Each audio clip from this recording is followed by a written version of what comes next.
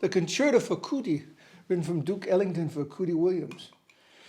This is a perfect instrument for it, and this is the instrument that I used when I played an orchestral version.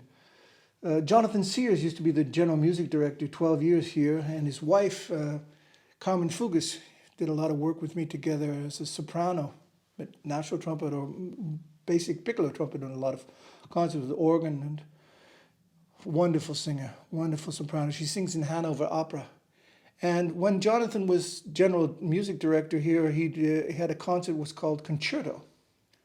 And they did the Bartok Concerto for Orchestra and whatever. And they asked first of all, a colleague here of mine, a jazz teacher, if he would like to play Duke Ellington's Concerto for Cootie. He didn't know what to start with the thing. And a lot of people, you know, they just do their jazz routine and just their own gig, and they don't understand that there are all kinds of stylistics. When I started the jazz program here in 1983, my idea was that my students, classical and jazz, would learn stylistic. Because jazz is a kind of stylistic. Everything else, improvisation has been going on for 500, maybe 5,000 years, at least, in all kinds of arts of music. So jazz is not improvisation. Jazz is stylistic. And if it's honky-tonk or New Orleans blues or straight-ahead hard bop or West Coast or whatever, you like West Coast very much, Chet Baker kind of thing. Yeah. I built you a trumpet very much like that, and you played it for a while and then stopped. You had a little bit less interest in it, and I actually gave it to Lexi. Lexi played second trumpet in St. Petersburg Symphony Orchestra. Remember Lexi? I do. He played this instrument for a couple of years, and then I was recording with the Russian brass, but Lexi spent too much time at the bottom of a vodka glass, and I said, give me that fucking trumpet back. So I'm a hard noser, I'm telling you. You know, if somebody doesn't appreciate my generosity, I'm not very nice about it.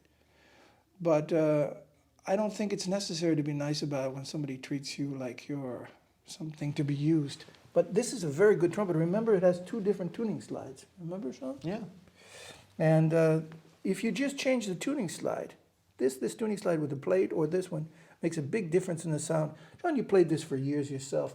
How can you describe the difference in the 2 things with a plate or not with a plate? If you played in the orchestra, it was better with the plate. Mm-hmm. Played in school orchestra with this trumpet, yeah, right? it was easier to play. It was easier to Project? fight with the rest of the ensemble. Yeah, why? Because one was a fight because they couldn't play dynamic. Oh. So it would be very tiring if you play without the plate. You notice after a while. Sometimes I even changed to heavy mouthpiece if it got too rough with the others. They weren't professionals, so. It was as a kid. It was like a high school orchestra, right? But I used the instrument so it would do what I wanted, or. So you changed you could change the plate, put the tuning slide in, put another mouthpiece in. For big band stuff, this was better. Really? It's easier to play. Yeah. Okay. But for more. Well, that's interesting. Carrying tones over a string orchestra in front of you was nicer with the plate. Just my own personal feel. Okay. Well, we never talked about this. Yeah. This was like 10 years ago that you were doing this or more. Easily, right? Yeah. That's quite interesting. And it looks better with the plate. Well, it just has a plate in it. It's an interesting. I don't know. I mean, this is. If you just take the visuality. You know, I had trumpets like I had a very good Martin Committee, original Martin Committee, played wonderful, but this plays easier. This very easy to play, well, very light too compared to the other one that we just the other one is just had like in the last video. Weighs twice as much as that trumpet. Yeah. But it's not only about the mass of the trumpet, it's the way the trumpet speaks when you play and whatever. It speaks very well. And speaks better with the plate. Does it? Yeah. Oh, okay. It's my own personal feel. It speaks perfectly, but between perfect Did you want to play a little perfect. bit on it, or should I play No, sure. You go ahead. Okay. You demonstrate it best.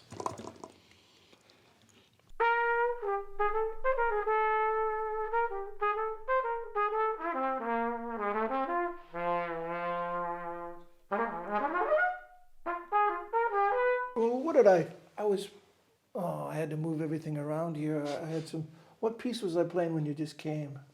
Joy Spring. Remember? I used to have a girlfriend. Her name was Freudensprung, and the piece is called Joy Spring from Clifford Brown. I don't have it from memory. Ah, here, hold on. You got it? It was on the real book, but where was it? It was here. That's it. We moved everything out of here to make Was the real book? Make room for Mike to sit around here. Oh, I put it in the bedroom, Sean. Okay, well, I'll take a look. Can you take a look? You take a look and you continue. I think it's blue. Yeah, The you book is continue blue. with the.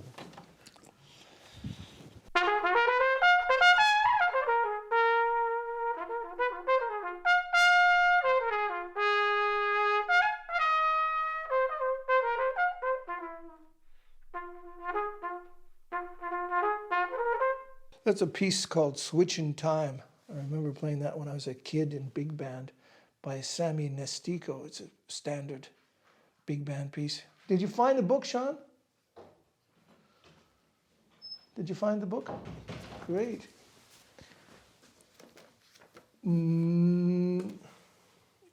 That's not the book. This is a book in C.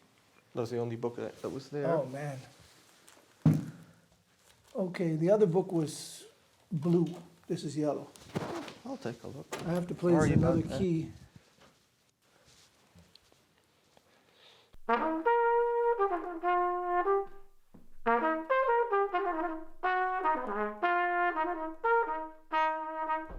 Okay, try this one.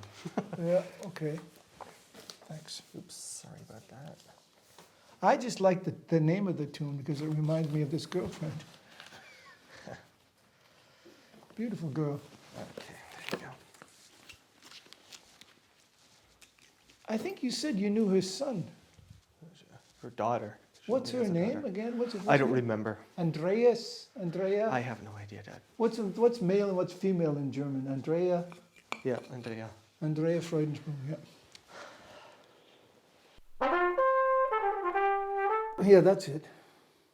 I'm not going to play Joy Spring. I'm sorry. I hope that I don't get any repercussions about talking about old girlfriends, especially because of my present girlfriends or whatever.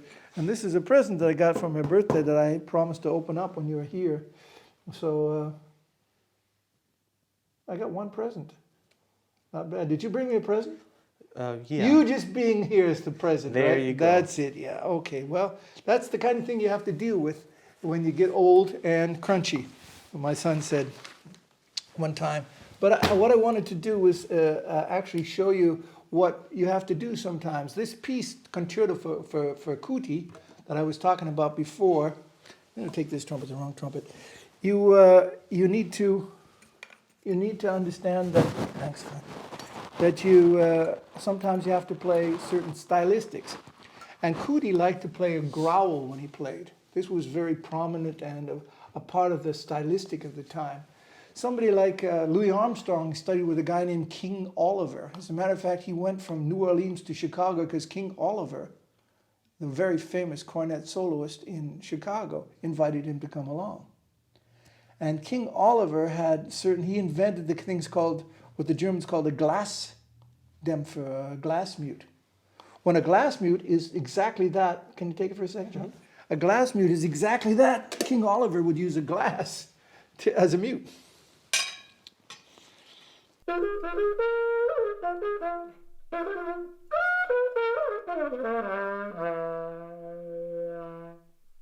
Glass mute. It's not a mute that was made out of glass. It's not like, there's a mute like this made out of glass. No. Not at all. But I wanted to play as authentic as possible this piece from Duke Ellington, get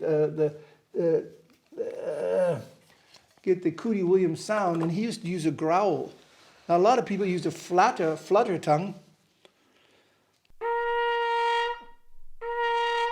but Cootie used to use a growl, which is really like you get your palate to vibrate, not your tongue. Okay. It's like the French way of. They have. Do you study French? Aren't there some pronunciations in French with? None. None.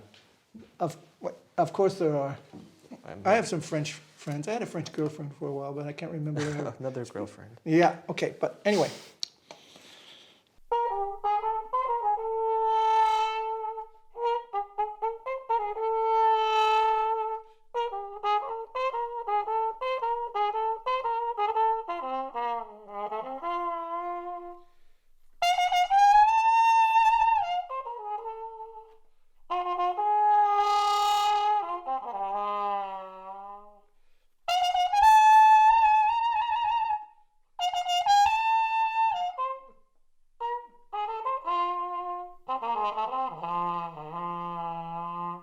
Was playing a B flat instead of a B natural and pushing the note up a half a tone. But you can do stuff like that when you get this kind of That's thing. jazz. Hey man, that's jazz. Yeah, yeah. Did I tell you that story? Yeah. I'm sitting in a restaurant with some really heavy guys, Joe Soloff from Blood, Sweat, and Tears, and who's that great trumpet player, the black guy? John Faddis? John Faddis, yeah. And a mouthpiece maker who tries to be, I don't know if he's a trumpet player ever, I never heard him play, but his name is Terry Warburton. He makes mouthpiece. He's doing very well. I think he sponsors a great deal of ITG these days, International Trumpet Guild. Anyway, so Terry is a real jackass sometimes, and we were sitting at the table and talking. He's trying to, and in the background, some jazz saxophone player was playing with Jamie Aebersold pieces. And he was playing some standard, and he kept playing a wrong note. And every time, trumpet players are sitting there, trying to ignore the saxophone player, and the saxophone player playing Jamie Aebersold in the back room, oh boy. And we're at the International Trumpet Guild, I think it was in Richmond, or maybe it might have been I think it was in Richmond, Virginia. Anyway, so every time this guy went through and he played this wrong note in the melody, everybody would wince, everybody would cringe, but no one would say anything. And then the fourth or the fifth time through, John said, hey man, that guy's playing a wrong note. That guy's playing a wrong note. I can't stand it anymore. And Terry turns to him and he says, you don't get it, John. That's jazz.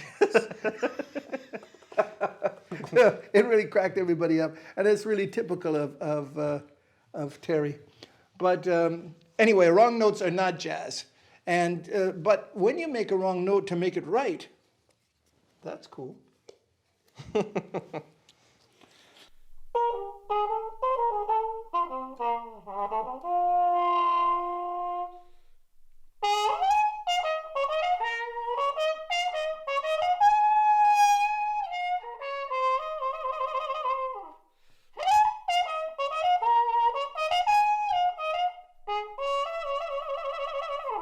Now, what I'm doing with these very classical lip trills are bullshit in compared to what Cootie Williams could do. I mean, he would play shakes, what the jazz guys in the old days used to call shakes. I used to have a book by a German jazz guy named Willie whatever. Did you see that book? No. Okay, it doesn't matter. Anyway, a shake is not a lip trill, not classical. A shake is when you really shake the trumpet. I better take this out.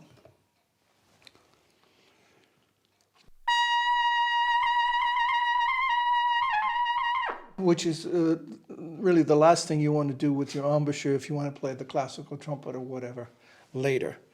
But understanding stylistic is a very important part of being able to play the trumpet. There's no point in trying to play classical music with Baroque trillers or romantic music with no vibrato, like some people try to do, or Cootie's concerto with understanding how to make a growl, like Cootie did and what Duke Ellington wanted to hear him play. So bye for now, and I hope to see you again with the man with the horns.